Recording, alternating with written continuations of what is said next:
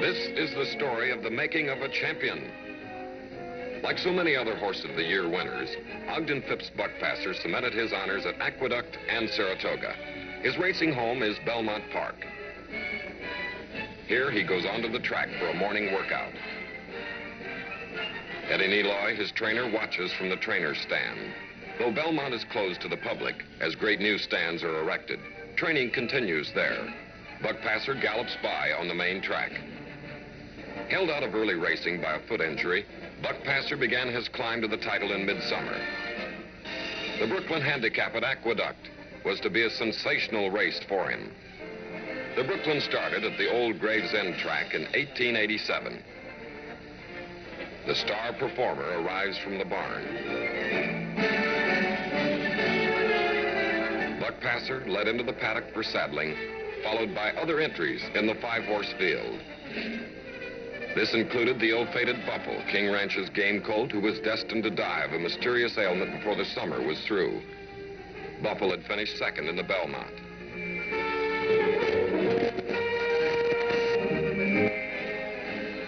Eddie Neloy puts the saddle on Buckpasser while members of the Phipps family watch. A couple of stalls down, veteran Max Hirsch gets Buffle ready. Green Tree had Paoluccio in the race. Owner John Hay Whitney arrives in the paddock. Ogden Phipps and his son Denny cross the paddock to await the jockeys and the start of the post parade. The Buckpasser team, ready for the start, are joined by jockey Braulio Baeza. The paddock judge gives the order for the mounting, and Neloy throws Baeza up on the champion, sends him off to the wars.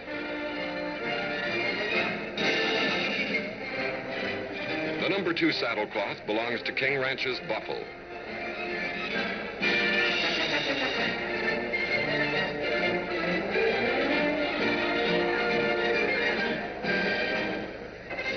John L. Rotz was riding Buffle. Others in the field, Hobo Farms Canal, Cainhoy's Pluck, destined to finish third, the Green Tree Horse, and Meadowbrook's Tio Vijo. It was a good start, and almost at once the development of the 2-horse race began as Buffle took the lead.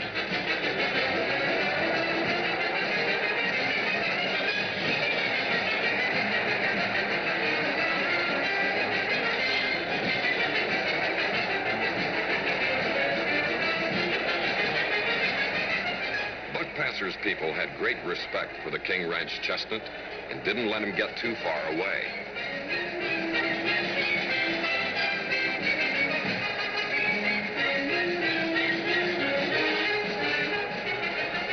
Baeza kept the big horse within shooting distance all the way.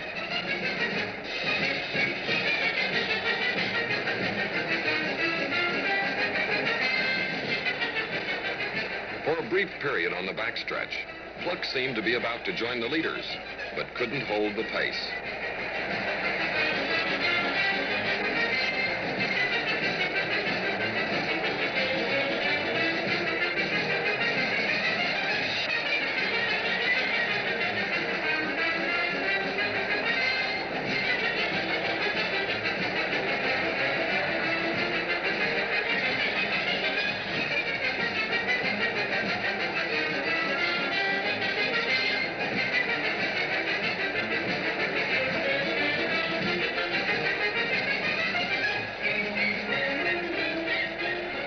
Moved out a bit to pass the leader.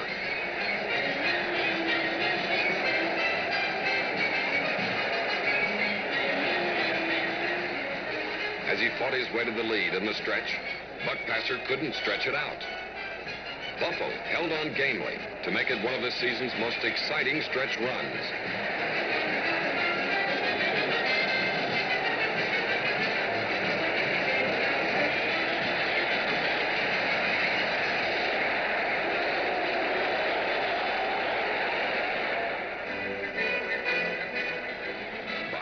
And Buckpasser on what was to be a familiar journey for them in 1966, the trip to the winner's circle.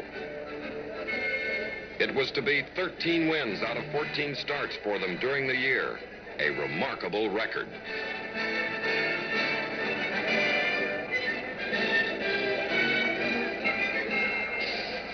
Next stop on the route was to be ancient Saratoga, oldest of American thoroughbred courses.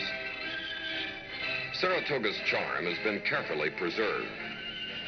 Travers Day brings racing people from all over, including Mrs. Clyde Tippett and John Clark. The Jacobs family.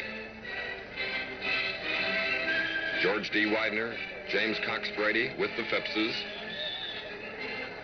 Reginald Webster, owner, and Lucien Lauren, trainer of the Belmont winner Amberoid, due to run well in this. Sandling under the trees, an old Saratoga tradition. The Jockey Club chairman under the tree assigned to his entry.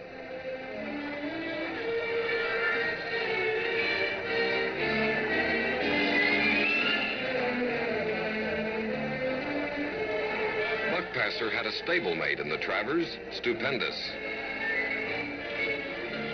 By this time, Buckpasser had reached the star status and required a rope to keep the crowd away from his saddling.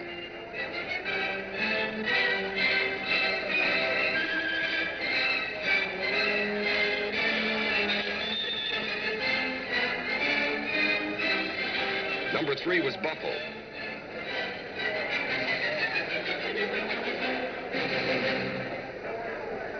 Paul Mellon and James Cox Brady, NYRA chairman, are among those drawn to Buckpasser.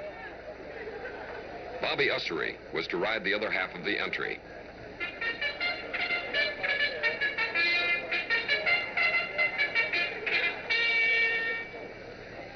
Baeza, as usual, handling Buckpasser. The Travers is the oldest stakes in the country and laden with prestige. 4 other horses besides the Phipps entry started in this old race. Amberoid, under Ben Feliciano, was to be nearest the winner of this one at the finish.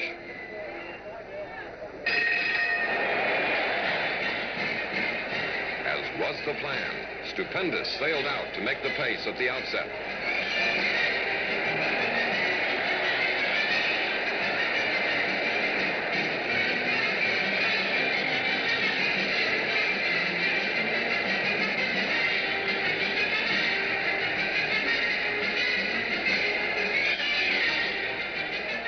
Buckpasser came from well off the pace in this one.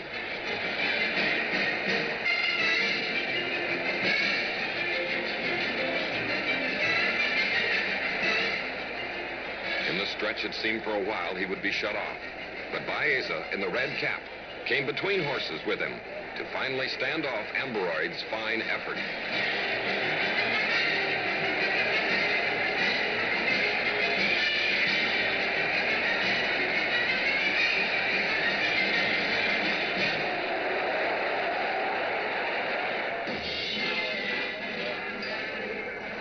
Buckpasser had become the 97th winner of the Travers, adding his name to such classic ones from the past as Kentucky, Broomstick, Man o' War, Whirlaway, Native Dancer, Gallant Man, and Jiper.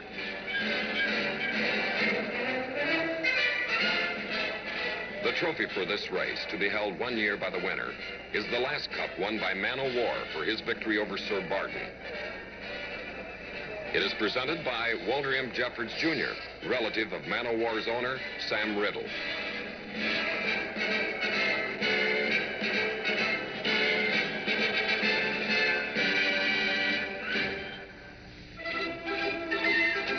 Back at Aqueduct, Buckpasser was to prove in the Woodward he could win in the slot.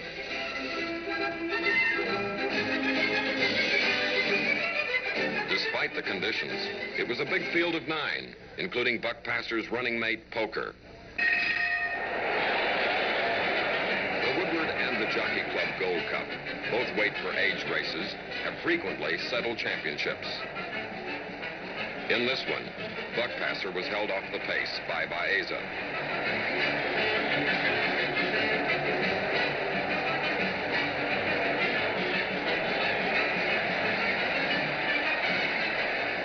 Then Buckpasser moved past the tiring Poker, took command, and was able to hold off Mike Ford's Royal Gunner, who made a stretch run for it on the outside.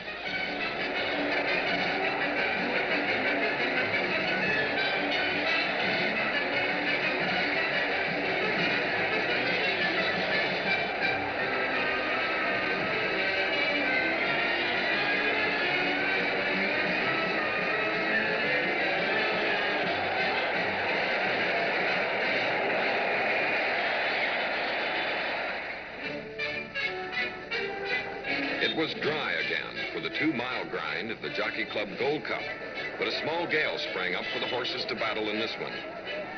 Poker ran again with Buckpasser. 5 others were in the race.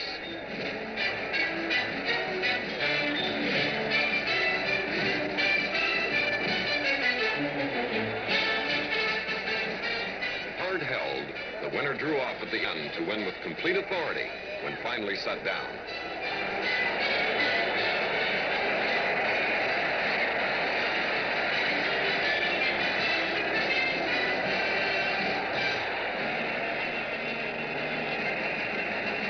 Ogden Phipps once more leads his fine colt in from his victory, and he had left one of the great records of modern times for the season behind him.